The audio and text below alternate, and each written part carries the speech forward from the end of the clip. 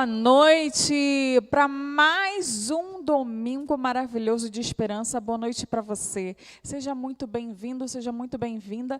E você que está aqui no presencial, na Igreja da Posse, Petrópolis, Rio de Janeiro. Nós estamos ao vivo através do canal pr.Emanuel Gonçalves, YouTube, né? Então, você que está ao vivo conosco, por favor, essa é a hora de você fazer parte em compartilhar o Evangelho. Sabe como? Tem um joinha aí na sua tela, você vai clicar no joinha e você vai compartilhar também com pelo menos 5 amigos, tá? Você que está em casa e você que está aqui no presencial comigo, com a nossa família espiritual. Feche seus olhos.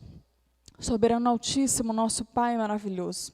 Como é bom, Senhor, ter a liberdade de estudar a Tua Palavra. Como é bom ter a liberdade de dirigir diretamente ao Santíssimo.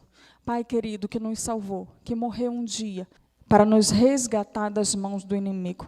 Nessa noite nós vamos estudar um tema, o teste de lealdade, o teste de fidelidade. E nós te pedimos, Pai, que Teu Santo Espírito possa ministrar no nosso coração a Tua vontade e o Teu querer. Abençoa a Tua igreja, todos aqueles que estão ao vivo conosco, das suas casas, em nome de Jesus. Amém. Ok, muito boa noite a você que está aqui na Igreja Adventista do Sétimo Dia de Posse. É muito bom estar com todos vocês para mais um episódio, mais um capítulo da série O Grande Conflito. E para você que nos assiste aí diretamente do canal pr.Emanuel Gonçalves, o meu caloroso boa noite também a você que tem participado através do chat, tem assistido, tem feito o seu pedido de oração, tem dado o seu like, tem transmitido esse link para as pessoas mais próximas, para os seus amigos, para os seus vizinhos. É muito bom tê-lo conosco no YouTube e depois replicarei no Facebook e também no Instagram, @Emanuel Gonçalves, né? E o tema de hoje é profético mais uma vez. A gente tem falado sobre profecia desde a primeira noite dos Domingos de Esperança, dos domingos especiais, sobre a temática o grande conflito. Já falamos muito sobre alguns temas muito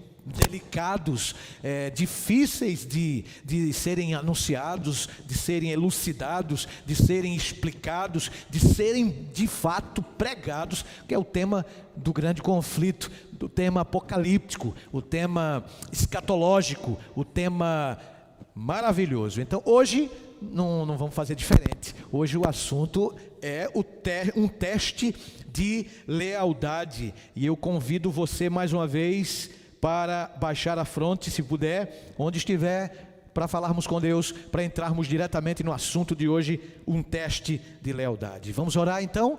Querido Pai Celestial, muito obrigado pela Tua presença, obrigado pelo Espírito Santo da promessa, que está aqui nos iluminando, para que compreendamos a Tua inspirada palavra. Fica conosco, nos abençoe, cuida de nós. Te oramos também pelos pedidos que os nossos irmãos internautas e os irmãos também aqui no presencial fizeram através do chat e através do seu pensamento. Eles ergueram a sua voz ao trono da graça e o Senhor com certeza já ouviu cada prece, cada oração, cada súplica. Que a Tua graça seja suficiente e nos atenda segundo a Tua vontade. Pedimos-te em nome de Jesus. Amém. Apocalipse 14, nós temos 3 anjos voando pelo meio do céu. As 3 mensagens angélicas. Apocalipse 14 mostra para a gente algo importantíssimo. Vamos então ao texto. As 3 mensagens angélicas, irmãos, se encontram em Apocalipse capítulo 14, justamente verso 6 até o versículo 12. Olha, Apocalipse capítulo 14, versos 6 a 12, nós encontramos aí, eu vou resumir para vocês, as 3 mensagens para os nossos dias. São de fato mensagens escatológicas. Por exemplo, na tabelinha profética, irmãos, estrela significa o quê? Anjo.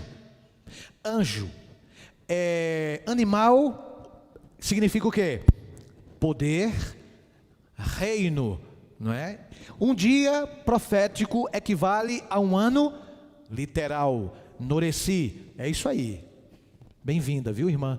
Então estamos juntos aqui, ó. Na tabelinha profética, estrela significa anjo, ok? Rios, mares, muitas águas representam multidões, povos, línguas, nações.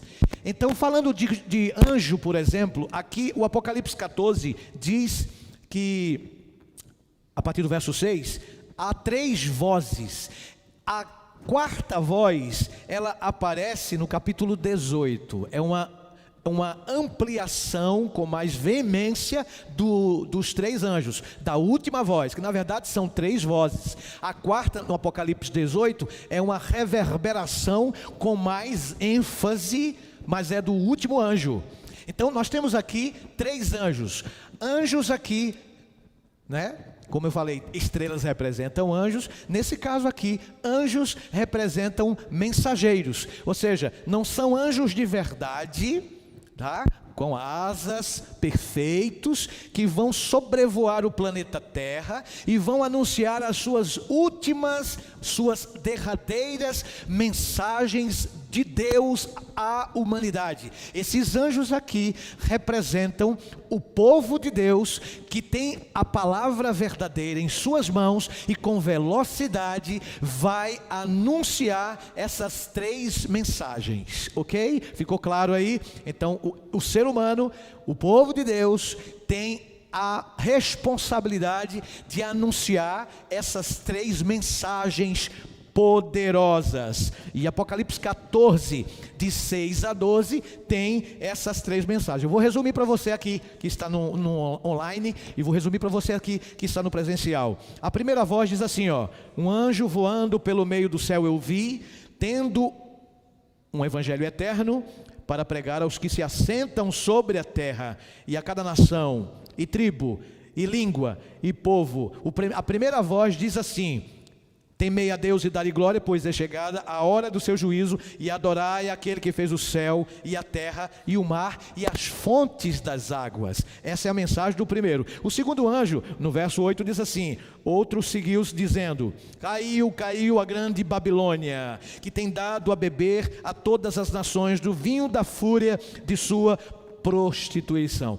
Essa é a segunda voz. A terceira voz diz assim: se alguém adora a besta e a sua imagem, e recebe a sua marca na fronte ou sobre a mão, também este beberá do vinho da cólera de Deus, preparado sem mistura do cálice da sua ira, e será atormentado com fogo e enxofre diante dos anjos e na presença do Cordeiro. Pare aí, observe agora, por favor, que essas 3 mensagens angélicas, elas constituem a mais solene advertência às pessoas que vivem no período antecedente à volta do Senhor Jesus, com poder e grande glória a este planeta.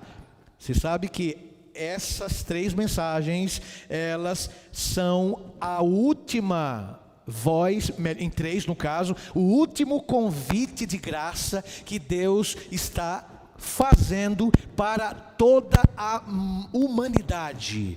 E essas 3 mensagens mostram para nós, anunciam para nós poderosamente, não é? Essas 3 mensagens anunciam para nós poderosamente que a chegada do juízo é breve, que o juízo está chegando. Que juízo é esse, pastor? O juízo pré-advento. O que é o juízo pré-advento? É o juízo que já está em andamento. Isso começou no ano de 1844, com a grande profecia, a maior profecia, ou o maior período profético que nós encontramos em Daniel 8,14, quando fala assim, ó: até 2.300 tardes e manhãs, e o santuário será purificado. Esse santuário que seria purificado e que será purificado não se refere ao planeta Terra, que por ocasião da vinda de Jesus será destruído ou destruída, né? A Terra destruído o planeta, né, por ocasião da volta de Jesus. Esse santuário não é a terra, esse santuário está no céu, não é o céu, ele se encontra no céu. E Daniel teve essa revelação. Deus, através do anjo, mostrou para Daniel, propriamente o anjo Gabriel, chegou para Daniel e disse assim, presta atenção, Daniel, até 2.300 tardes e manhãs, o santuário será purificado. Lembrando da tabelinha profética, para um dia profético equivale a um ano literal. Então nós temos aí uma profecia grande, chamada profecia do santuário, a profecia da purificação do santuário, que se deu através da profecia. Começou, no caso, essa contagem, não é? Vocês conhecem, no ano 457 a.C. e vai até o ano de 1844. São 2.300 anos. Para cada dia equivale a um ano literal. Cada dia profético, na tabelinha profética, repita comigo, cada dia profético representa um ano literal. Deu para ouvir você do chat aí, Vocês estão afinados, hein? Parabéns, hein? Então veja bem, começou no ano 457 a.C., os 2.300 anos, e foram até 1844. O que aconteceu no ano de 1844? Simplesmente começou o juízo pré-advento. Então, através dessas mensagens angélicas, nós aprendemos que a ordem para adorar aquele que tudo criou e repousou no sétimo dia. As mensagens angélicas mostram para nós que o juízo pré-advento começou em 1844. As mensagens angélicas nos ensinam que Jesus, ele pede para que nós o adoremos. E ele menciona a adoração, adoremos a Ele, principalmente no dia que Ele guardou, que Ele criou. Aliás, lá no Gênesis, quando Ele fez o mundo em 6 dias, eu estou me referindo não ao universo, Ele fez o planeta Terra em 6 dias, e no 7º dia, Ele fez o quê? Ele fez 3 coisas no 7º dia da criação. O que foi que ele fez no 7º dia da criação? 3 coisas. Ele abençoou, ele santificou, ele descansou. Ele abençoou, santificou, descansou. Pastor, já vem o senhor com esse negócio de sábado. Eu não, meu amigo, eu não tenho essa autonomia e essa autoridade de criar um dia, abençoar esse dia, santificar esse dia e descansar nesse dia. A autoridade foi de Deus, a prerrogativa é de Deus, a atribuição é divina. Deus criou o sábado com esse privilégio, com esse propósito, e Ele fez 3 coisas com esse sábado.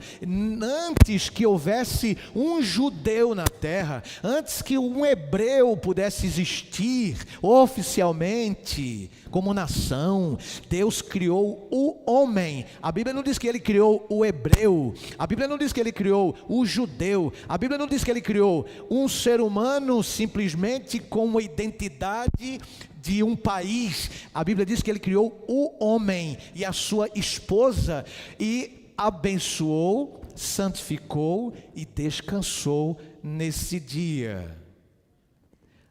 Apocalipse capítulo 14, de 6 a 12, mostra para nós que esse dia é lembrado aqui em Apocalipse por Deus. É um dia que Ele reservou para a humanidade adorá-lo. E o interessante é que Ele reservou esse dia para ser um memorial de 2 coisas. Um memorial, primeiro, porque Ele é nosso Criador da criação, e segundo, um memorial da salvação. O primeiro ocorreu na criação de todas as coisas e descansou no 7º dia, em Gênesis, antes que houvessem judeus, antes que o próprio Moisés existisse. E segundo, ele próprio veio em carne e osso, né? Sangue e carne, carne e sangue, na pessoa de Jesus Cristo, veio aqui e ele morreu na sexta-feira, ele foi para a tumba nessa sexta-feira e descansou no sétimo dia. Por isso ele veio para nos salvar, e no sétimo dia da semana da sua vinda, a primeira vinda de Cristo a esta terra, ele repousou no sábado. Ou seja, o sábado, ele é um memorial da criação, porque Cristo nos criou. Pastor, não foi Deus o Pai que criou o ser humano? Não foi não. Não, pastor. Paulo diz que Jesus é o agente ativo da criação. João corrobora com a mesma ideia de que Jesus é criador do céu, da terra, do mar e das fontes das águas, né, que diz a Bíblia. Como assim, pastor? João diz assim, no princípio era o verbo, capítulo 1, verso 1. O verbo no princípio estava com Deus, e o verbo era Deus. Sem ele, nada do que foi feito se fez. Quem é o verbo aí? É Jesus Cristo. Então Jesus Cristo, ele é o quê? Criador. Então, Criador dos céus e da terra. Então ele criou o homem e ele descansou. Quando ele veio à terra em carne e osso, filho de Maria e José, ele veio aqui, morreu por nós na sexta e na tumba descansou no sétimo dia. Então ele é criador e ele é redentor. O sábado é um memorial de duas coisas: de Deus como nosso criador e de Deus como nosso redentor. O assunto é maravilhoso, irmãos.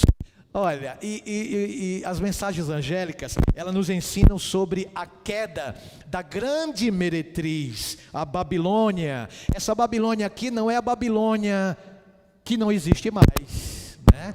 Não é a Babilônia que não existe. Essa Babilônia aqui é a Babilônia mística, é a Babilônia religiosa, é a entidade papal, é a igreja católica romana. Isso mesmo, a gente já estudou. Quem quiser tirar algumas dúvidas e relembrar, vai lá no meu canal, e lá no ao vivo você vai ver os capítulos anteriores, quando eu falo da besta que surge do mar, da besta que surge do abismo, da besta que surge da terra. Eu já fiz um resumo, então não há por que eu repetir aqui. Então Apocalipse 14, ele mostra para nós a queda da Babilônia mística, e também nos dá a advertência para não adorarmos a besta e a sua imagem. E por falar na besta e na sua imagem, irmãos queridos do coração, a terceira mensagem angélica apresenta as características do povo de Deus nos últimos dias. Quais são as características do povo de Deus para os últimos dias? Tem duas características. Se você abrir a Bíblia em Apocalipse, só para relembrar com vocês, no capítulo 12 e exatamente verso 17, Apocalipse 12, 17 diz assim, irou-se o diabo contra a igreja. Eu já estou elucidando para vocês o que a Bíblia já interpretou. Irou-se o demônio contra a igreja de Deus na terra. E ela foi perseguida pelo demônio.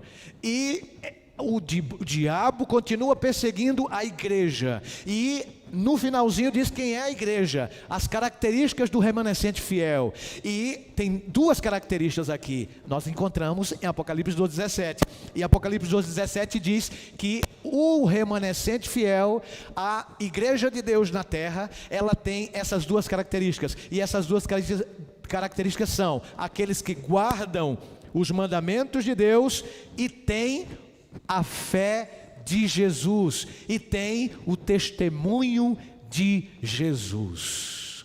Quais são as características da igreja verdadeira? Guarda os 10 mandamentos. É isso mesmo que eu estou falando para você. Não podemos tirar um sequer, porque o próprio Apocalipse, João, ele recebeu a revelação de Jesus Cristo através do anjo, né? Aí ele escreveu as igrejas da Ásia, e cada igreja daquela da Ásia, a igreja de Deus, representa um período que a igreja de Deus aqui na terra deveria passar. Estamos no último período da igreja de Deus. a igreja de Deus recebe o último período, como Laodiceia, o povo de Deus na terra dos últimos dias. Então, João recebeu essa visão e escreveu que a igreja de Deus nos últimos dias deveria ter essas duas características: os 10 mandamentos e a fé de Jesus. E ele escreveu lá em Apocalipse que se alguém tirar qualquer coisa da profecia, Deus tirará a árvore da vida, a água da vida, a vida eterna. E vocês sabem que no decorrer da história eclesiástica, da história geral, a igreja romana, a igreja da época do império, né, hoje chamada de católica, ela fez essa alteração, ela tirou algo da profecia. O que foi que ela tirou? Ela tirou o mandamento número 2, que é o segundo mandamento da lei, que fala sobre imagens de escultura, tirou, e para substituir, eu já falei isso em outro capítulo anterior, e para substituir essa lacuna, né, essa brecha do segundo mandamento, ele pegou o 10º mandamento e dividiu em 2. Aí o que foi que, além de tirar, o que foi que ela fez? Ela, além de tirar a ponta pequena de Daniel, que é a mesma besta do Apocalipse no capítulo 13, a que vem do mar, que é o mesmo homem da iniquidade, aquele que é contra a lei, de 2 Tessalonicenses capítulo 2. Resumindo, esse poder de Daniel 7, 25, que é a besta, a ponta pequena, é o mesmo homem da iniquidade que o apóstolo Paulo menciona no capítulo 2 de 2 Tessalonicenses. E eu vou mais além, mais um quarto personagem aqui, o apóstolo João fala do anticristo, exatamente. É a mesma entidade. Deixa eu resumir para vocês. A ponta pequena de Daniel 7, 25, é a mesma entidade do capítulo 13 do Apocalipse, a besta que surge do mar. Está ligado aí? E também o homem da iniquidade, que Paulo menciona em 2 Tessalonicenses, capítulo 2. E também é o anticristo, do qual o apóstolo João, o discípulo do amor, nos mencionou. Beleza? Então o que ela fez? Além de tirar o segundo mandamento da lei de Deus, a igreja, né, romana acrescentou alguma coisa, fez uma alteração, ou seja, tirou o sábado da lei de Deus como um mandamento que desde o tempo bíblico, antes que o pecado existisse, o sábado foi criado antes do pecado, repito, antes que houvesse judeu. Aí a igreja da época, para cumprir a profecia de Daniel 7, 25, mudou o tempo e a lei. Tirou o segundo, dividiu o 10º, para preencher a lacuna do segundo, tirou o sábado e colocou um falso dia de guarda, ou um falso sábado. E qual foi esse dia de guarda que foi colocado pela igreja, na verdade, desde o paganismo? Ano 7 de março, no ano 321, o grande imperador Constantino, entre aspas, converte-se ao cristianismo. E ele, como era pagão, ele adorava o Deus Sol e trouxe algumas crenças para a igreja. Então houve uma conveniência ali. Constantino, ele misturou o paganismo com o cristianismo e colocou dentro da igreja cristã a adoração ao Deus antigo Sol. Então a igreja dominante da época fez essa conveniência, fez essa aquisição do paganismo, adorando o sol, e colocou o domingo como em contraposição, em contrapartida com o sábado verdadeiro do Senhor. Então vamos estudar um pouquinho sobre o selo de Deus na Bíblia, o selo de Deus nas Escrituras, tá? O selo de Deus e a marca da besta. Eu vou resumir isso aqui e vou passar alguns slides para vocês que estão no presencial aqui, tá? E eu quero resumir tudo isso aqui e vou terminar justamente falando sobre essa verdade poderosa. Ezequiel, por exemplo, capítulo 20. Vamos falar primeiro do selo, né? Porque o selo de Deus está na Bíblia. Vocês sabiam? O selo de Deus está nas Escrituras sagradas. E esse selo tem que ver com um mandamento da lei instituída pelo Senhor Jesus Cristo. E esse mandamento está lá em Êxodo capítulo 20, versos 8 em diante. Mas eu quero ler com vocês o capítulo 20 de Ezequiel no Antigo Testamento, capítulo 20 de Ezequiel, verso 12 primeiro, isso, capítulo 20 de Ezequiel, verso 12, sabe o que é que diz o capítulo 20 de Ezequiel? O verso 12 diz assim, ó, vamos lá, também lhes dei os meus sábados para servirem de sinal entre mim e eles, para que soubessem que eu sou o Senhor que os santifica. Escuta bem essa. Esse texto é repetido no verso 20 do mesmo capítulo 20 de Ezequiel, nos seguintes termos. Diz lá, santificai os meus sábados, pois servirão de sinal entre mim e vós, para que saibais que eu sou o Senhor vosso Deus. Escuta bem, minha querida igreja. Aqui diz que Deus tem um sinal entre Ele e a humanidade. Que sinal é esse? A Bíblia diz, é um mandamento. E esse selo está dentro da lei de Deus. Quando a Bíblia diz que o selo está dentro e deveria ser selado na lei do Senhor, dentro da lei de Deus, isso nos dá a compreensão e vem muitas coisas na nossa mente quando se fala de selo. Por exemplo, antigamente as pessoas selavam, até hoje tem alguns selos e a maioria dos selos tinha três características. No selo tinha que ter o nome. No selo, a primeira característica, o nome. A segunda característica também, o cargo da pessoa que selaria. E a terceira característica seria a jurisdição ou o território. Então, um selo, para ter autenticidade, precisa de três características. Quais são? Nome, cargo e território.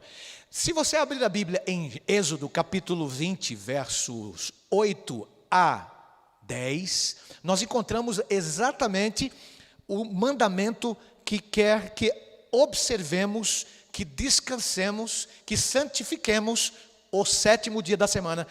Eu vou ditar para vocês. Lembra-te do dia de sábado para o santificar. 6 dias farás toda a tua obra, mas o sétimo dia é o sábado do Senhor, seu Deus, teu Deus. Não farás nenhum trabalho, nem tu, nem teu filho, nem tua filha, nem o teu animal, nem o teu estrangeiro. Porque em 6 dias fez o Senhor os céus, a terra e tudo que neles há. E no sétimo dia, o que é que ele fez? Descansou e não trabalhou mais. Olha para mim agora. Dos versos 8 ao 10º do capítulo 20 do livro de Êxodo, onde ali mencionam-se, né, os 10 mandamentos, fala do quarto, e o quarto mandamento é para a gente guardar. E interessante, dos 10 mandamentos, vou ditar para você que está aí online, viu? E vou ditar para você que está no presencial. Dos 10 mandamentos, o primeiro é: não terás outros deuses diante de mim. Segundo, do Facebook e do Instagram. Dos 10 mandamentos, o único que tem as 3 características de um selo é o quarto mandamento. O que é que diz o quarto? Lembra-te do sábado para o santificar. 6 dias farás a tua obra, né? Mas o sétimo dia é o sábado do Senhor. Qual é o nome? O selo tem um nome. É de quem? Do Senhor. Qual é o nome? Deus, Criador. Por que Criador? Aí entra o cargo. Porque o Senhor no sétimo dia, Ele descansou. Por quê? Ele fez os céus e a terra em quantos dias? Em 6. A palavra fez aí vem do verbo, né? De criar. Criou, fazer, fez. aí nós encontramos a segunda característica de um selo. O nome a gente já sabe, foi Deus, o Criador. E o segundo, ele é o Criador. Terceiro e último, ele criou o quê? Aí vem a jurisdição, aí vem o território. Ele é criador de quê? Dos céus, da terra, do mar, de tudo que neles há. As únicas características de um selo estão inclusas justamente no mandamento do sábado. Deus, ele mostra nas 3 mensagens dos anjos, nas 3 mensagens angélicas, que nós não devemos nos descuidar e não devemos pisar nesse mandamento. Adorai. Olha a mensagem do primeiro anjo. Temei a Deus e dai-lhe glória, pois é chegada a hora do seu. O juízo começou em 1844, o pré-advento, o que vem antes da volta de Jesus. Adorai aquele que fez os céus, a terra, o mar, as fontes das águas. Nos remete à história bíblica do sábado. Então, o capítulo 14, a partir do verso 6, já mostra as 3 vozes. E a primeira é o mandamento sagrado do sábado. Em seguida, mostra para nós que a gente não deve adorar a besta e a sua imagem.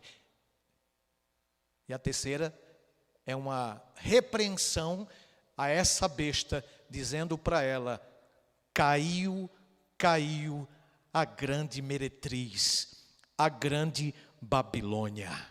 Irmãos, esses 3 anjos sou eu, é você, somos nós. E nós não podemos ser tímidos quanto à decisão e à responsabilidade que nos colocou Deus de sobrevoarmos este planeta vasto chamado Terra com potente voz e apregoar a mensagem de Deus. Acontece o seguinte: Deus, ele prometeu que derramará o seu poder sobre nós, o seu Espírito sobre sua igreja, o seu poder sobre a igreja de Deus, sobre esses anjos, para que essa voz seja potente, seja ágil, seja rápida, e que o mundo todo possa ser agraciado ao ouvir essas advertências. Isso começou com a chuva temporã. Como assim, pastor? Essa visão agrária, né?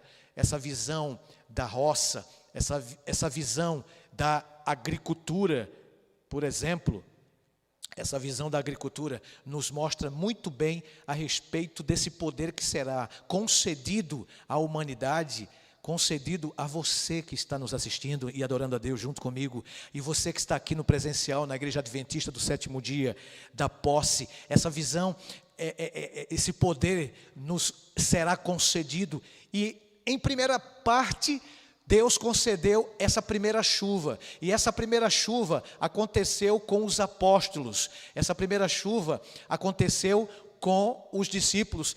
Ela é chamada de chuva temporã, chuva temporã. E para que serve essa chuva temporã? Serve justamente para preparar a terra para o plantio, e essa terra, ela será preparada. E ela começou com os apóstolos lá no primeiro século. Os discípulos de Jesus, eles receberam essa chuva primeira para preparar o campo, e essa chuva primeira foi preparada de forma tão extraordinária que os discípulos receberam o poder de Deus e começaram a pregar. Após a ascensão de Jesus, eles estavam no dia em Pentecostes, não é? E no dia em Pentecostes, eles receberam esse poder.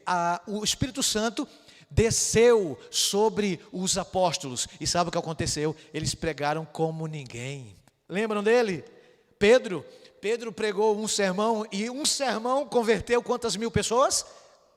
3.000 almas. Às vezes hoje são necessários 3.000 sermões para a gente converter uma alma, não é? A gente apela para a igreja, venha adorar o Senhor. E vem 1, 2, 3, 4, 5, 6, 7, 8, 9, 10, 11, 12, 13, 14. Me faz lembrar o texto que começamos, 14. E as pessoas estão nem aí para a mensagem. Como é que esses filhos de Deus vão de fato receber a chuva, que é a segunda? A primeira, a chuva temporã, foi dada no primeiro advento de Jesus. O Espírito Santo foi derramado sobre os primeiros discípulos e isso fortaleceu a igreja primitiva, não é? E agora, a segunda, ela é chamada de chuva serôdia. Se a primeira preparou, de fato, a primeira chuva, preparou os discípulos para fortalecer, preparar o caminho, né? E foi no primeiro advento de Jesus. A segunda, ela serve para o segundo advento do Senhor Jesus. Então, os anjos aqui, eu e você, precisamos receber essa chuva serôdia através do seu Espírito que vai ser derramado sobre os últimos discípulos, que somos nós, para o fortalecimento da igreja final, da igreja de Laodiceia. Nós, a igreja de Deus na terra. Então nós precisamos urgente desse Espírito. Para quê? Para que nós preguemos para todas as pessoas que Jesus está chegando. Deixa eu dizer uma coisa para você. Qual é o selo de Deus na Bíblia? É o mandamento que tem 3 características de um selo. Esse mandamento diz que Deus, o nome dele, é Criador de tudo. Olha a jurisdição, olha o cargo e observe o nome. Deus, Criador de tudo. Tudo que ele criou. O que é que o diabo fez? Uma contrafação da verdade. E onde foi que ele tocou? No selo de Deus. Falei e repito, que o sábado é o único mandamento que chama Deus diretamente de Criador. Aí o que é que o diabo fez? Mexeu no único mandamento, principalmente, que chama Deus de Criador. Não, o senhor falou, pastor, que ele tirou o segundo. Claro, o segundo tem que ver com o quê? Com adoração. Adoração a quem? A Deus.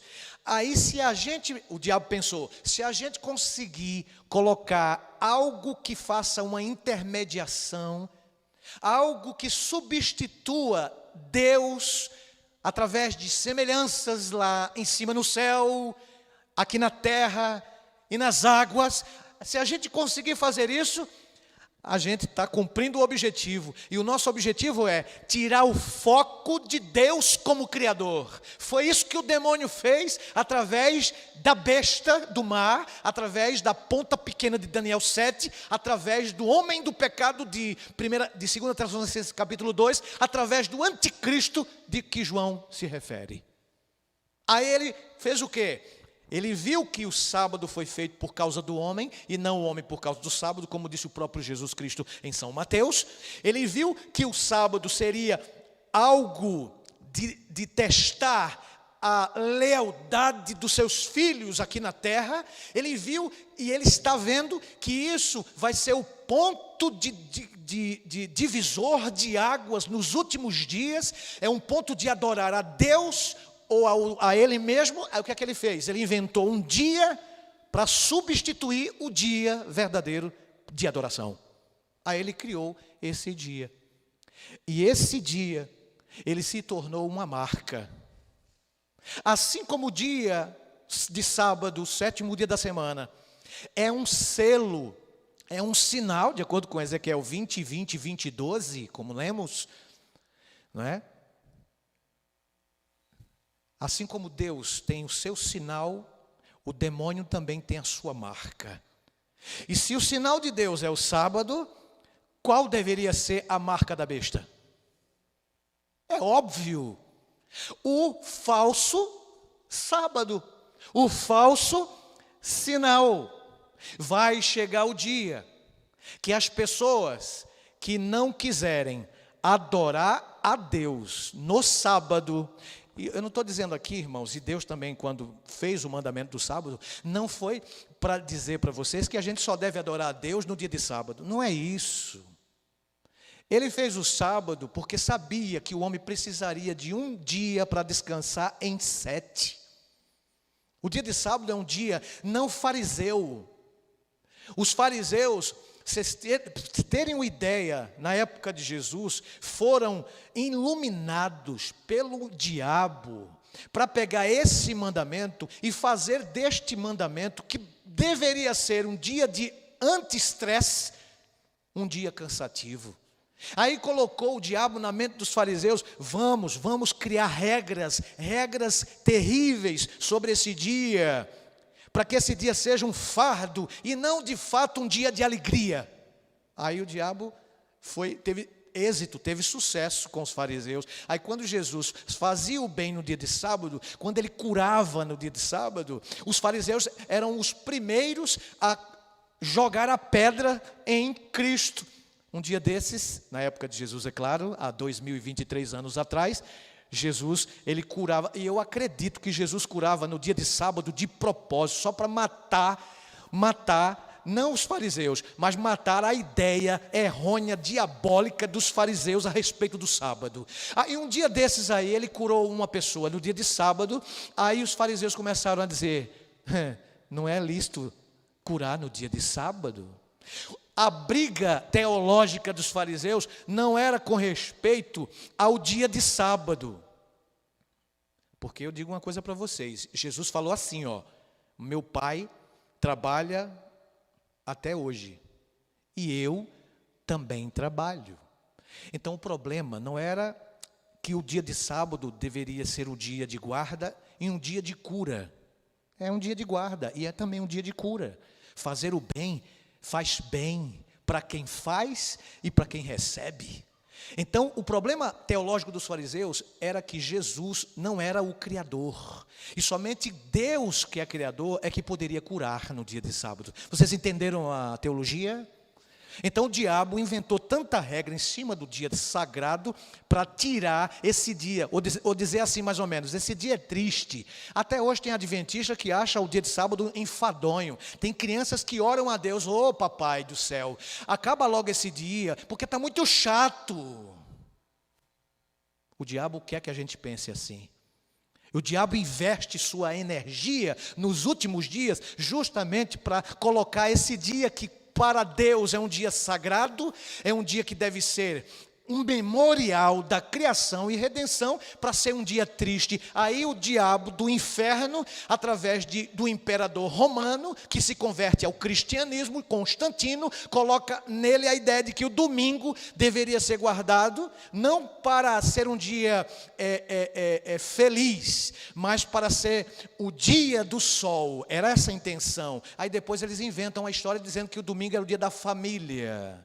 E os religiosos engoliram isso goela abaixo, e até hoje os religiosos guardam o domingo, entre aspas, não como nós guardamos o sábado, mas um dia, vai chegar esse dia, que um decreto de Roma, da besta do mar, vai sair, e vai ter uma reverberação, e um fôlego, e um apoio dos Estados Unidos da América, como a besta que sai da terra, e essa besta que sai da terra, a América do Norte, vai dar poder para a besta que sai do mar, e essas duas bestas vão se unir, sabe para quê?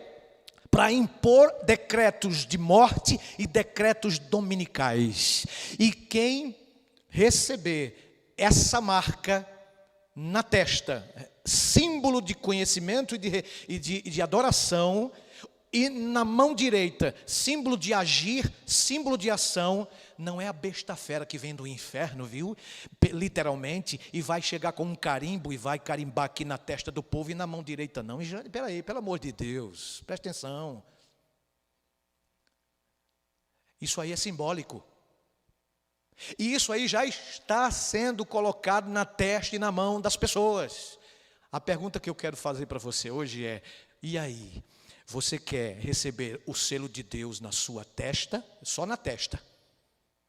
Ou quer receber a marca da besta na testa e na mão direita? Eu tomei uma decisão hoje. A minha decisão é que o selo de Deus, que está na sua lei, deve ser colocado na minha testa, porque eu aprendi e recebo aqui no meu lóbulo frontal, que é responsável por conhecer e aceitar o mandamento de Deus.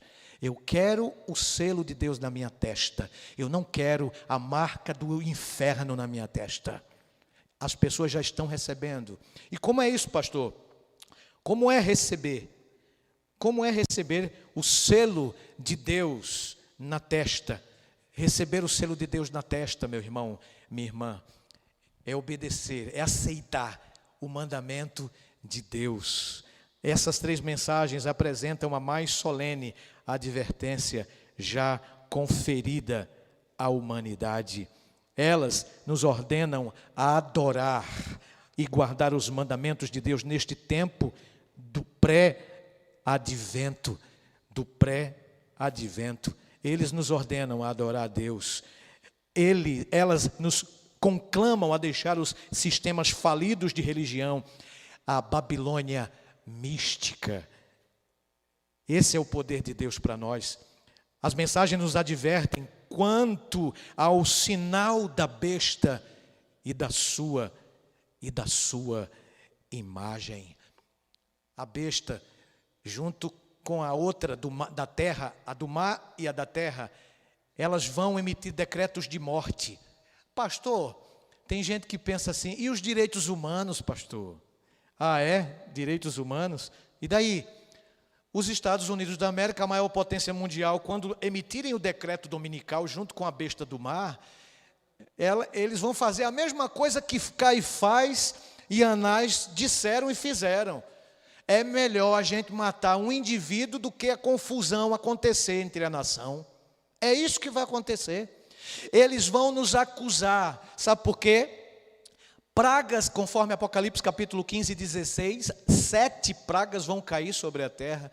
E os inimigos de Deus que não aceitaram a sua lei, o seu sinal, os seus mandamentos, sabe o que eles vão pensar? Olha, vão cair essas pragas, as pragas estão caindo, e eles vão dizer assim, ó, estão caindo por causa desses famigerados adventistas que estão anunciando e pregando sobre o sábado falso. Eles estão anunciando e pregando contra nós. Então, vamos persegui-los e vamos matá-los. Vai haver decreto de morte, decreto que vai perseguir o povo que guarda a mensagem de Apocalipse 14. Essas mensagens apresentam as características do povo remanescente. Quais são elas? Aqueles que guardam os mandamentos de Deus e têm o testemunho de Jesus poderoso. Pastor, e agora? Qual é a marca da besta? É aquela que se contrapõe ao sinal divino. A marca de Deus, o sinal de Deus, é o sábado do Senhor. A marca da besta, ou o sinal da besta, é um dia de guarda que vai de encontro ao dia verdadeiro do Senhor Jesus Cristo. Termino com essa pergunta. Já que você já sabe, né? Já que você sabe que o selo de Deus é o sábado, por que ainda você não guarda o dia do Senhor? Nós não guardamos o sábado porque queremos nos salvar. Repito, a salvação ela é divinamente concedida por Deus gratuitamente. Então, a gente é salvo pela graça. Mas eu não posso dizer que eu fui salvo pela graça e continuo na miséria da vida anterior desgraçada. Isso não é graça, é desgraça. Eu fui salvo pela graça não para viver de forma libertina, não para viver pecando. Eu fui salvo pela graça para amar a Deus. E aí o resultado é obedecer. Então eu não obedeço para me salvar. eu primeiro tenho que ser salvo para obedecer. Como disse Jesus em Mateus, aliás, em João 15, 14, 15. Vocês são meus amigos se vocês fizerem o que eu lhes mandar. Ele diz mais: se vocês me amam, vocês observarão os meus mandamentos, inclusive o quarto. E o quarto é o único na lei que diz que Deus é Criador dos céus, da terra, do mar, de tudo que neles há. A pergunta que não quer calar é: você quer receber em sua fronte o selo do Deus vivo? Então se prepare, porque perseguição nos aguarda. Não estou fazendo medo a ninguém. Eu só estou mostrando a realidade apocalíptica, escatológica das Escrituras. E se você for perseguido, que dirá, ou melhor, a própria Bíblia nos dá a entender que seremos, porque antes de nós, os bem-aventurados foram aqueles que morreram por causa da palavra do testemunho. Termino e repito: você quer receber o selo de Deus em sua fronte ou a marca da besta? Eu já escolhi e já decidi. Eu quero a marca do Senhor, o selo de Deus. Ele vai estar vindo e Ele prometeu: aquele que for fiel vai receber no final a coroa da justiça. Que Deus te abençoe, meu irmão. Que Deus te abençoe, minha irmã. E que você continue firme, porque Ele prometeu. 2 anjos desceram quando Jesus foi assunto ao céu, depois de 40 dias de sua ressurreição. E quando Jesus desapareceu, os anjos fizeram uma promessa. E a promessa que os anjos fizeram foi apenas confirmando o que, de fato, Jesus já havia dito. A promessa de sua segunda vinda. Enquanto você estiver assistindo, estiver adorando a Deus através dessa linda música, se prepare, porque Jesus está voltando. Se entregue a Ele, receba o seu selo em sua fronte, aceitando ou ser obediente, mesmo que isso lhe custe a dor, decretos e a perseguição. E eis que estarei convosco até o final dos tempos.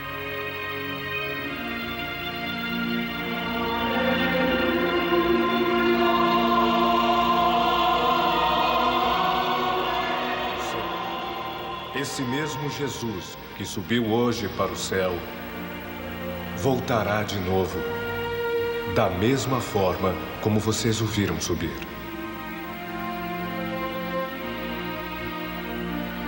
Volte rápido, Senhor Jesus.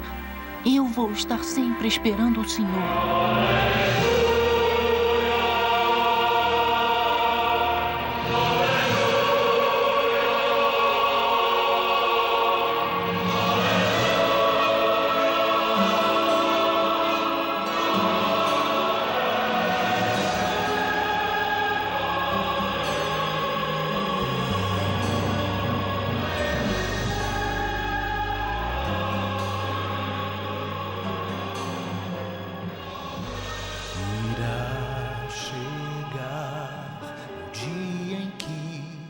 Verei no céu Jesus voltar para me buscar.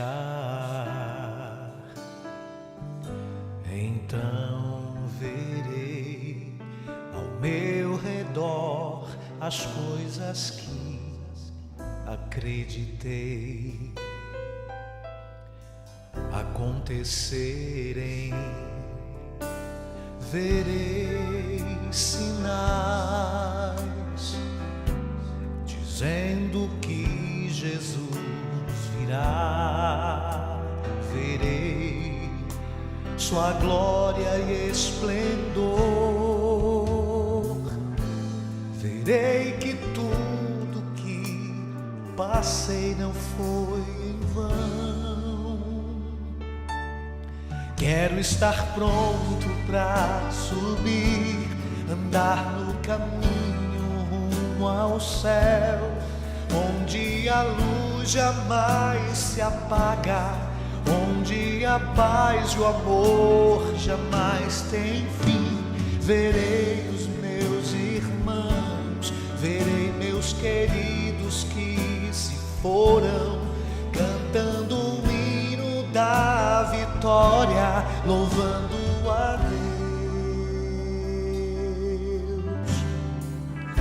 Então terei um novo lar com coisas que ninguém jamais imaginou.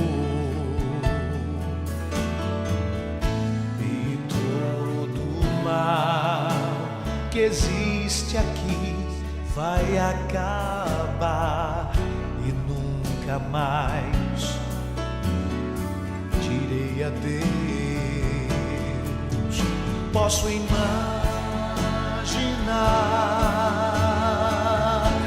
que emoção será sentir o chão pouco a pouco se afastar.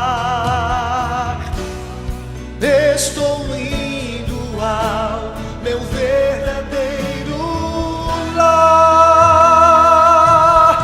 Quero estar pronto pra subir, andar no caminho até ao céu, onde a luz jamais se apaga, onde a paz e o amor jamais têm fim. Verei os meus irmãos, verei meus queridos que se foram, cantando o hino da vitória, louvando a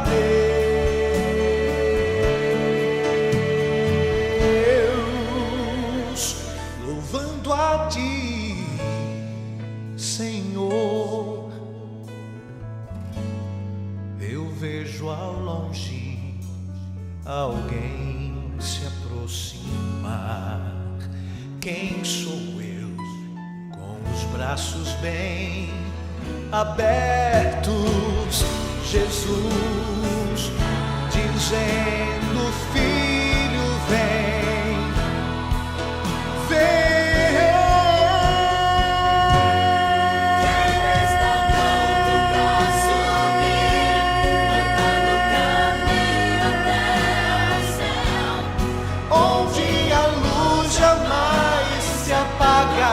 Onde a paz, verei os meus irmãos, verei meus queridos que se foram, cantando o hino da vitória,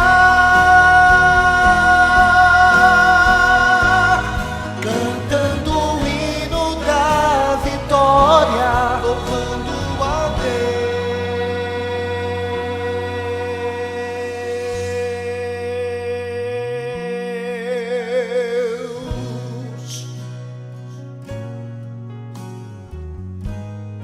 A nossa esperança é que Jesus venha logo. Que o selo de Deus, quem vai selar, é o Espírito Santo da promessa. Vai selar este sinal que Ele colocou para diferenciar o seu povo do povo que não é seu. Que o Espírito Santo sele na minha e na sua fronte o seu sinal, que é o santo dia do Senhor.